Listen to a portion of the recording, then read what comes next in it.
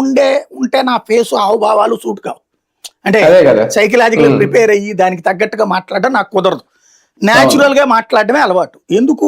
ఇది మన అనుభవంలో నుంచి వచ్చేటటువంటి అంశాలు తప్పించి ఇదేదో వీడి కోసం వాడి కోసమో చేయడం కాదు.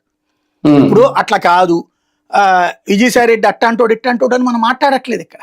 బేసిక్ గా విజయసాయి రెడ్డిది ఇప్పుడు యాక్చువల్ గా ఆయన్ని హ్యూమిలియేషన్ గురి కావడానికి కారణం కూడా చెప్పి నేను అలాంటి పరిస్థితి ఎట్లా ఎందుకు వచ్చింది అన్నది కూడా ఆ రోజులో మనం వీడియోలు కూడా చేసాం. విజయసాయి రెడ్డిని ఇట్లాగా హ్యూమిలియేట్ చేయడం కరెక్ట్ కాదన్నటువంటిది కూడా.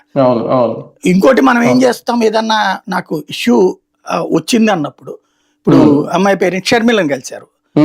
ఈయనకి ఎప్పటి నుంచి వచ్చిందంటే ఓడిపోయిన దగ్గర నుంచి కూడా ఒక కాన్సెప్ట్ వచ్చేసింది. నెల్లూరు కాదు, టోటల్ పార్టీ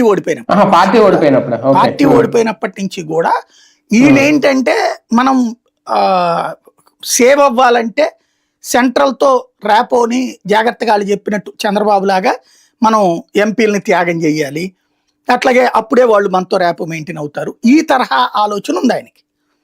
దాన్ని జగన్ ఒప్పుకోండి. నేను ఇంతకుముందు కూడా చెప్పా విషయం. సెంట్రల్ వాళ్ళు అడిగారు, లేకపోతే పార్టీని నాశనం చేసేస్తారని ఈయన ఫీలింగ్ ఉంది.